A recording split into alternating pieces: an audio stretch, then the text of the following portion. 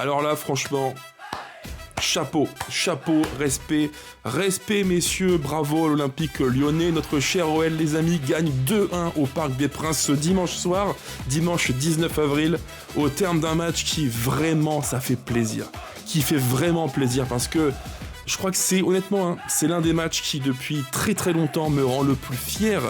Parce que ce qu'on a produit contre ce PSG-là, alors oui, les grincheux diront c'est un PSG à prime, Dembélé sur le banc, Joe Neves sur le banc aussi, ouais, on s'en fout, ce PSG-là, c'est 800 millions de budget, l'OL c'est 5 fois moins, qu'on ait un PSG à prime ou A, on s'en fout, ça pourrait être le PSG B ou C, ça reste le PSG, et ce match que tu fais au Parc des Princes, c'est pas facile. Tu joues une équipe qui, on l'a vu en LDC, contre Liverpool, à Anfield, une équipe qui peut souffrir, une équipe qui peut te piquer à tout moment. Et nous, on fait un match qui est tellement intelligent et sérieux. Bravo. Voilà, je répète, mais chapeau aux joueurs, chapeau aux coachs. Et on fait le très très gros coup du week-end parce que oui, les concurrents directs ont soit fait match nul ou défaite. Coucou les Marseillais par exemple. Et ça fait du bien parce que tu te dis que l'OL fait, je pèse mes mots, l'OL fait un match de niveau Ligue des Champions pour espérer jouer l'an prochain la Ligue des Champions. Ça tombe bien, c'est ce qu'il fallait faire et on l'a fait. Chapeau, respect à nos joueurs et au staff qui ont livré une prestation d'ensemble de très très grande qualité. Il y a beaucoup à dire, format condensé, rapide comme toujours, mais vraiment, ouais, j'ai la banane. Là, je suis extrêmement heureux. J'ai le smile parce que voir l'OL comme ça, dans le costume des grands soirs, ça fait vraiment très très plaisir. Avant de commencer les gones, n'oubliez pas, après une telle prestation de l'OL, ça mérite bien ça. Le petit pouce qui fait aussi très très plaisir. Pensez à commenter, me dire vos différents points de vue sur le match, vos tops du match. Moi j'en ai un dont je parlerai après, ça paraît tellement évident. Monsieur 100 000 volts, monsieur qui a 36 poumons et une VMA de 24, un certain Afonso Moreira. Pensez aussi à vous abonner, activer la cloche, booster le contenu si vous le pouvez. Bref, vous connaissez la musique. Merci pour tout ça les amis. Et donc place au débrief d'un match qui vraiment de bout en bout a fait sacrément plaisir. Bravo encore une fois à tous nos joueurs et au staff, je suis très très fier. Alors ce match déjà, on commence par la compo. Une compo de Fonseca qui devait, encore une fois, depuis trop longtemps, malheureusement, devait faire avec quelques absences, pas des moindres, toujours pareil, Nuama, Fofana, Pavel Schulz, Tolisso, ça fait beaucoup, ça pèse lourd dans la balance. Et d'ailleurs, ceux qui seraient tentés de dire qu'on a affronté un PSG à prime, on peut aussi leur répondre que le PSG a joué un Noël entre guillemets à prime. Ah ouais, parce que Tolisso, Schulz, Fofana, Nuama, ça fait quand même beaucoup dans l'équation. Et malgré ça, l'OL fait un très gros match. Alors la compo de Fonseca, je la reprends rapidement, on avait au cage Dominique Greif, un schéma un petit peu hybride qui tantôt sans ballon, avec ballon, pouvait être un 4-3-3 avec dans le cœur du jeu Abner, en pointe basse Mangala et demi-espace droit comme relayeur Morton, et devant un trio où on avait Kalismera comme faux numéro 9, Hendrik à droite, Moreira à gauche. On a vu ça, et par séquence, en bloc plus bas, plus reculé, sans ballon, un Noël qui pouvait devenir une forme de 5-4-1, avec un Abner qui, il faut le dire, a eu un rôle sacrément important tactiquement, puisqu'il devait à la fois s'intercaler défensivement, dans une défense à 3, avec donc lui, Abner, central axe gauche, central axe Niakate, et central axe droit Mata. Alors pourquoi une telle animation ? Parce qu'à mon avis, Fonseca avait repéré que Paris s'animait lui aussi avec une base de 3 derrière, des pistons très hauts et dans le cœur du jeu, 2 excentrés qui pouvaient s'insérer, repiquer dans l'axe et créer du surnombre pour créer un carré. Et en l'occurrence, je pense qu'il a voulu mettre à Mata et Abner une fonction de surveillance pour cadrer du mieux possible et Désiré Doué notamment, et Mayoulou quand il décrochait un peu plus dans l'axe. Ça, c'était bien fait, bien géré, vraiment un match intelligent de l'OL. Vraiment, c'est le point de départ. Tactiquement, on a fait un match de très grande qualité, un match rempli de bon sens, d'intelligence tactique. C'est super important, on le sait. Ce PSG-là, qui est même avec une compo à prime, c'est un PSG qui, en Ligue 1, tactiquement et techniquement surtout, est là. Et la Ligue 1 est là. Et on le savait aussi, avant le coup d'envoi du match, En théorie, et je dis bien en théorie, le PSG était là et l'OL devait être là. Mais le foot n'est pas une science exacte, comme souvent je le dis en vidéo, et il se trouve que dans ce match-là, par un aspect mental développé, un aspect physique aussi très important, l'OL a su rééquilibrer les niveaux. Et au final, d'un PSG qui était là et un OL qui était là, on s'est retrouvé à un niveau assez proche au fil du match. Et tout ça, c'est le mérite du staff qui a vraiment bien compris ce que Paris faisait de bien et de moins bien. Une certaine faiblesse, il faut le dire aussi, en transition. Et pour nous, côté OL, l'objectif était simple, il fallait rester compact, solide, rigoureux, discipliné. Et dès qu'on le pouvait, boum, hop, on te fouette. On te pique en transition. Et ça, franchement, les amis, quel plaisir. Quel plaisir, sérieusement. Quand tu vois que l'OL défend bien et groupé, un bloc compact, tout le monde coulisse bien, à part sur 2-3 petites situationnettes. Ok, effectivement, c'est pas un match parfait non plus. C'est un match, je dirais, 18 sur 20. Mais dans l'ensemble, on est solide, on est compact, on fait les efforts et on fouette en transition. Sur quasiment chaque ballon vertical, on a fait mal au PSG. Quand tu affrontes un OL comme ça, qui est groupé en mode tortue, compact, très dense, et sur chaque ballon vertical, ça va vite vers l'avant, ça attaque l'espace, et ça fait mal à la course avec et sans ballon, ça calme un petit peu. Et je pense que l'OL a bien joué le coup à ce niveau-là. Tactiquement, un match, à mon avis, quasi parfait. Alors maintenant, si on revient sur l'histoire du match dans sa globalité et qu'on la décompose en 6 fois 15 minutes, qu'est-ce qu'on peut dire ? Moi, je pense que l'entame du match, elle est plutôt pour l'OL. Même, oui, je l'affirme, pour l'OL, avec une équipe, notre équipe qui était sérieuse, disciplinée. Et surtout, on voit quasiment dès le début du match qu'en fait, on est sur une gamme de matchs où on est bien. On est bien techniquement, on est bien en place tactiquement, on est bien physiquement, et sur chaque ballon vertical, on fait mal à ce PSG-là, et le 1-0 intervient rapidement. Je crois dans mon souvenir, avant le quart d'heure de jeu, sur une action, oui, un petit peu, alors il y a un petit peu de réussite, bien sûr, c'est le foot qui veut ça. Moreira qui est dans l'axe, qui veut frapper, qui tope le ballon, ça finit en passe pour Hendrick, qui surgit, frappe du gauche, but. Voilà, ça c'est toute la réussite de l'OL, mais il faut aussi le dire, un match de foot, ça tombe pas du ciel. Et quand tu vois que l'OL fait un match qui semble bien se goupiller, c'est parce qu'on a su mettre aussi les ingrédients pour réussir ce match. Oui, si tu prends l'ensemble du match, tu peux dire que, bah ouais, effectivement, un PSG un petit peu remanié, Dembélé sur le banc, Joe Neves sur le banc aussi, Kvaratskhelia sur le banc également. On peut dire aussi que l'OL marque vite, l'OL break vite, Dominic Graves sauve un penalty. Bien sûr, tout ça, c'est un ensemble de paramètres qui font que le match se goupille bien. Mais encore faut-il se donner les chances de réussir le match. Et à ce niveau-là, je le répète, c'est quasiment sans faute. Donc l'OL gagne le match, on en parlera après, mais c'est parce que l'OL a su se donner les moyens de le gagner, ce foutu match. Bravo au coach, bravo aux joueurs, encore une fois. Donc un quart d'heure de match qui, je trouve, est plutôt bien maîtrisé, et en plus, l'OL aurait pu, je le dis vraiment, aurait pu alourdir l'addition. Ça paraît fou ce que je dis là. L'OL aurait pu tuer le PSG en quasiment un quart d'heure. Parce qu'on a eu vraiment de nombreuses situations. Il y a le 1-0, le 2-0, une remise de Niakhaté sur un centre qui passe devant les cages de Safonov. Ouais, l'OL fait mal au PSG, quoi. On voit un OL qui est conquérant, un OL qui presse bien, qui est agressif.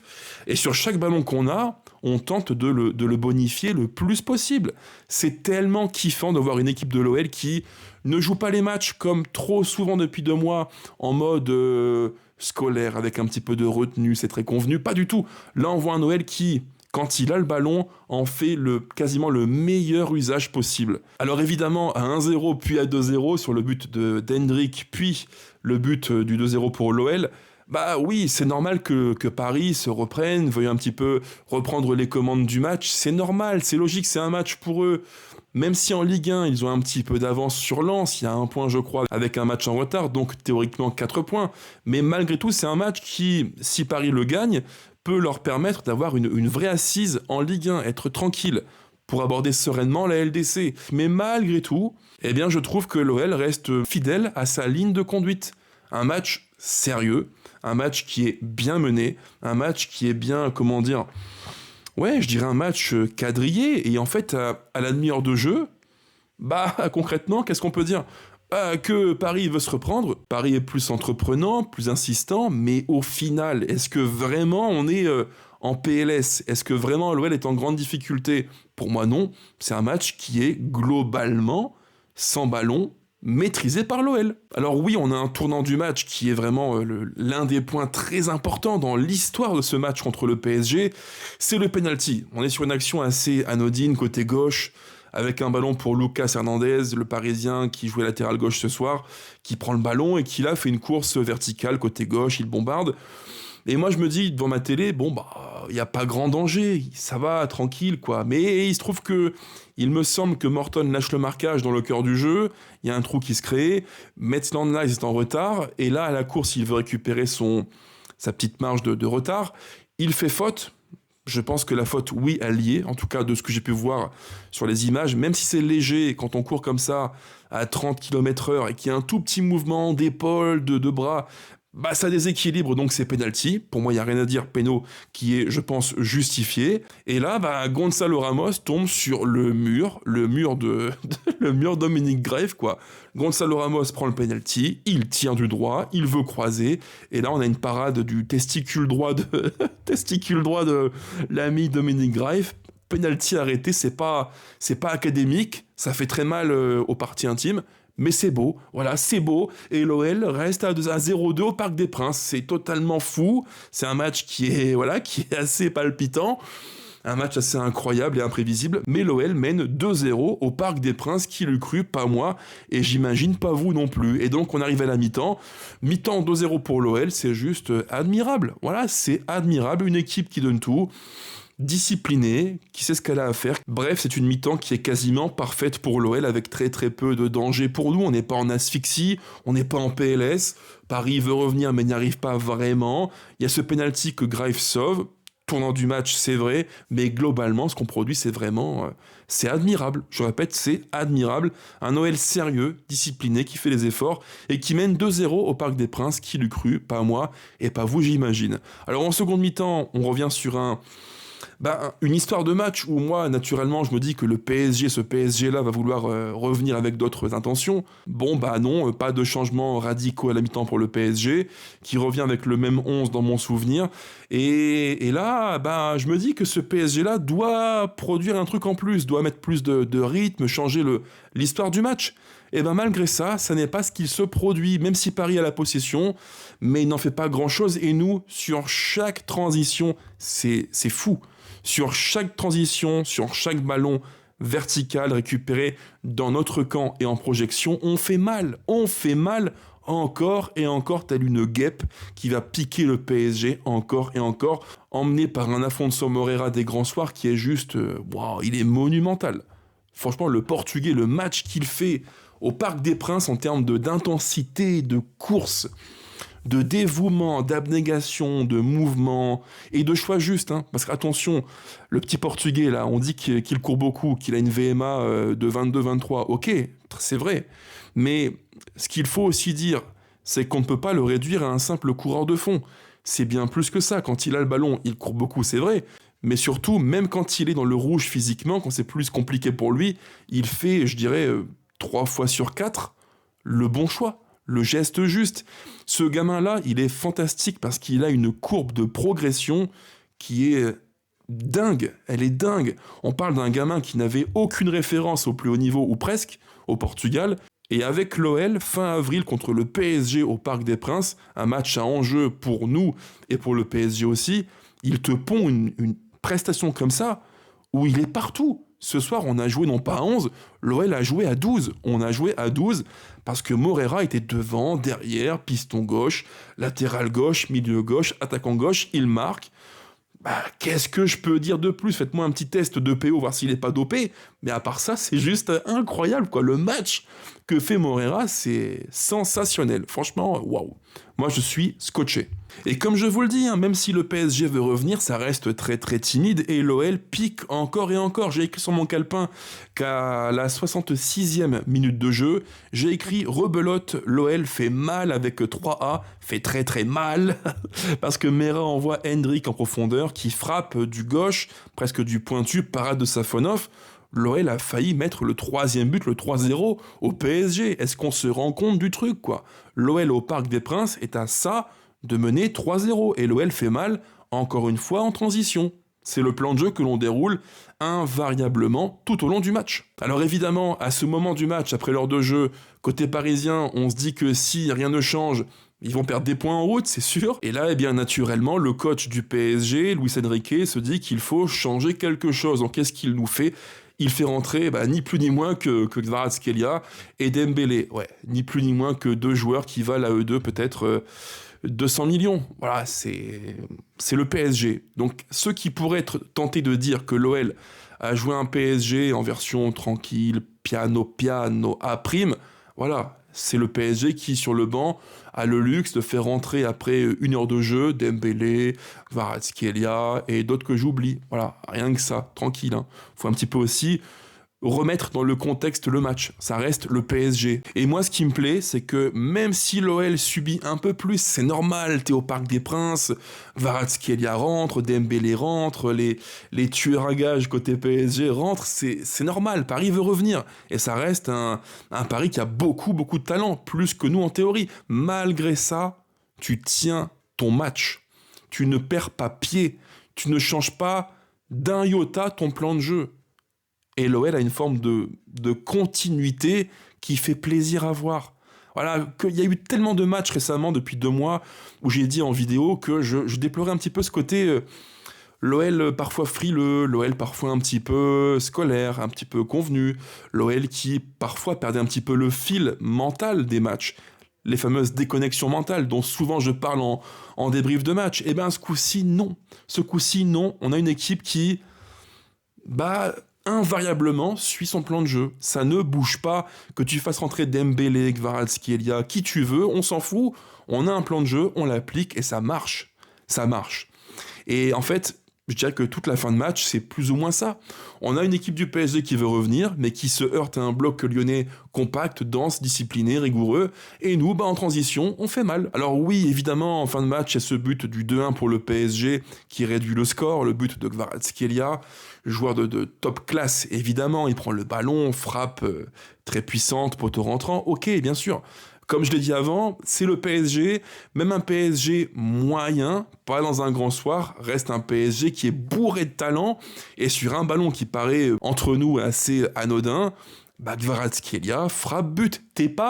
En fait, tu n'es pas à l'abri de ça. Ayons-le aussi en tête, l'OL fait un match sérieux, l'OL prend 3 points contre l'équipe surpuissante en Ligue 1, et même à 0-2 pour nous, le match n'est pas fini. Même s'il reste 30 secondes, le match n'est pas fini. Parce que ce PSG-là a des moyens tellement, techniquement tellement importants, que tu n'es pas à l'abri d'un coup de patte. Ousmane Dembélé qui te fracasse la barre sur une frappe de 25 mètres. Kvaratskhelia frappe poteau rentrant en but. Tu n'es pas à l'abri de ça. C'est le talent des Parisiens. Mais victoire de l'OL, c'est incroyable. C'est incroyable.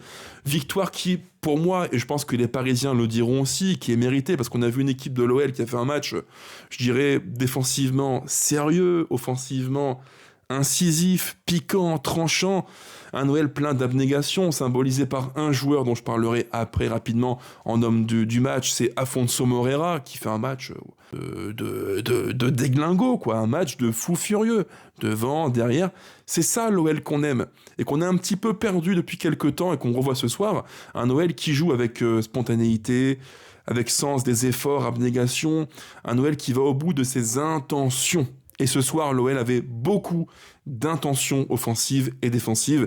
Et je pense que les 3 points sont mérités pour toutes ces belles raisons. À mon sens, depuis fin août, on n'a jamais été aussi bon, côté OL, qu'avec une équipe avec un faux numéro 9 qui vient décrocher, dézonner, pour créer le sommet, la pointe haute du carré, du losange de Fonseca. Ce soir, Kalis Mera dans ce rôle de faux numéro 9 qui vient décrocher, aider à la relance, créer le surnombre. C'est super intéressant. Et en plus de ça, rappelez-vous les matchs de l'OL qu'on a vraiment tous aimés vers décembre-janvier, c'est les matchs où justement on jouait sans numéro 9 de une, et on avait 2 joueurs de projection qui faisaient des courses un petit peu incisives de la droite vers l'axe, de la gauche vers l'axe, et au match aller contre le PSG, Fonseca avait plus ou moins adopté ce mécanisme-là, cette animation-là, avec en fait pas de numéro 9, mais deux joueurs de côté, voire de demi-espace, qui vont, par des courses pénétrantes et rentrantes, faire mal au PSG. Au match aller, ça avait été plutôt convaincant, et ce soir, ça a été vraiment intéressant. J'ai aimé ce qu'on a fait, et ça confirme une chose que je pense depuis maintenant des mois, et que souvent je dis en vidéo, que je répète un peu bêtement, mais c'est la vérité que je pense pour l'OL. On a une équipe non pas de possession, on a un OL de transition, et l'OL n'a jamais été aussi bon qu'en jeu, qu'en phase de transition. Et tous les matchs, on a voulu être dans une possession un petit peu stérile, en bloc haut, à toi, à moi, c'est vite devenu convenu, stéréotypé, le fameux U, El Famoso U de Genesio. On l'a vu récemment, mais tous les matchs où l'OL a accepté l'idée d'être plus bas en bloc compact, phase de transition verticalité, à chaque fois ou presque, moi j'ai aimé et j'ai pris du plaisir. Alors justement, si on fait un petit point sur le classement de la Ligue 1, qu'est-ce que l'on peut dire ? Eh bien que tout en haut, on a le PSG qui, avec un match en moins, compte 63 points en Ligue 1, un point de plus que Lens qui a un match de plus. Donc théoriquement, le PSG a, s'il gagne son prochain match, 4 points d'avance sur Lens. Lille 3e avec 54 points, et donc l'OL 54 points aussi. À la différence de but, ça c'est super important, on est donc ex-aequo avec le LOSC, il me semble qu'on est à plus 15 et eux plus 15 aussi, donc même nombre de buts, de différence de but, même nombre de points aussi, ça va être extrêmement serré pour tout le monde d'ici la fin de saison, mais disons qu'à l'instant T, nous sommes 3e ex-aequo. Et ces 3 points que l'on prend ce soir, c'est vraiment le très gros coup du week-end. Parce que oui, dans une journée de Ligue 1 où Lille perd des points, Monaco perd des points, Marseille perd aussi contre Lorient, et toi tu gagnes au Parc des Princes contre le PSG, ça fait du bien. L'OL est donc 3e ex-aequo avec Lille, après cette victoire 2-1 au Parc des Princes. Rapidement les amis, avant de nous quitter, mes tops et mes flops du match. Mon top sur le terrain, il est simple, c'est, vous l'avez compris, Afonso Moreira qui fait un match de psychopathe, de déglingo. Le mec, il a une VMA de 21, 22, 23.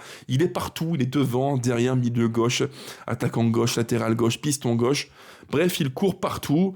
Sincèrement, c'est admirable, c'est un chien. Il est partout, il va te chatouiller les chevilles, il va gratter des ballons, il va tacler, il va défendre, il va se projeter.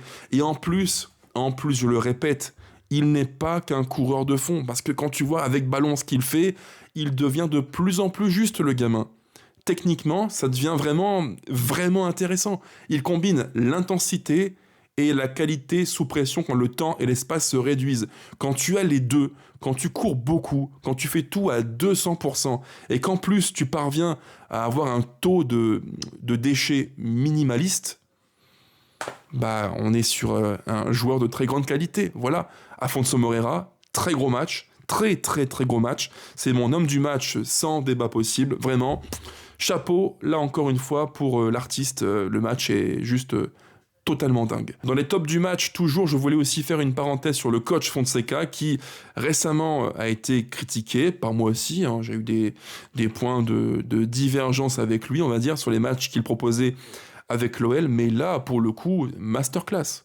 Alors, certains diront que oui, défendre au Parc des Princes en bloc compact, c'est pas difficile. Tiens, mon œil, ouais. Quand il faut contenir Dembélé en fin de match, Désiré Doué, Kvaratskhelia, Barcola, la fatigue du match, la pression, l'enjeu, c'est pas facile. Et nous, on a été sacrément intelligent tactiquement. C'est aussi la victoire de Fonseca qui, faut le dire, a bien compris le PSG, a bien lu ce PSG-là, à limiter l'influence des joueurs de côté qui repiquent dans l'axe, à limiter aussi, je trouve, grandement l'influence des latéraux qui sont tellement importants pour ce PSG-là. Alors là encore, petit point tactique, je trouve aussi que, ça n'engage que moi, mais Gonzalo Ramos, dans l'animation du PSG, c'est quand même moins, alors c'est une lapalissade, mais c'est moins fluide que Dembélé comme faux numéro 9. Et je pense que l'apport de Dembélé est tellement important et primordial à ce PSG-là, que quand il n'est pas là, en termes collectifs, Paris passe de ça à ça. Parce qu'il a un rôle tellement spécifique, le faux numéro 9 du 4-3-3 du coach parisien. Dembélé, il décroche, il remise, il construit, il dézone, il crée le bazar. Gonzalo Ramos, c'est un point fixe qui veut les ballons, sur lui. Voilà, c'est un petit peu la planche, le target man du PSG. C'est très différent et je pense que Paris aurait été meilleur avec Dembélé. C'est évident ce que je dis là. Je n'invente évidemment rien en vous disant ça, mais voilà, c'est aussi un point qu'il faut avoir en tête. Paris fait un match moyen, c'est vrai. L'OL fait un très bon match et ça ne enlève en rien le mérite de nos joueurs et du coach qui ont été en tout point admirable. Voilà, je voulais le dire en conclusion de la vidéo. Côté flop, il n'y en a pas. J'aurais pu dire Maitland-Niles pour le penalty qu'il concède. Oui, c'est vrai, bien sûr.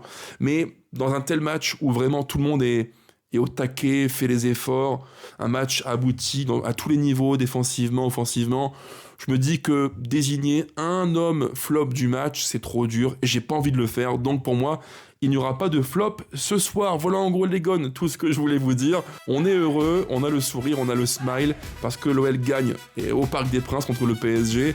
L'OL prend 3 points et l'OL fait le très très gros coup du week-end. Ça fait plaisir. Sur ce les gones, portez-vous bien. Allez l'OL plus que jamais. Bisous à toutes et à tous. Salut.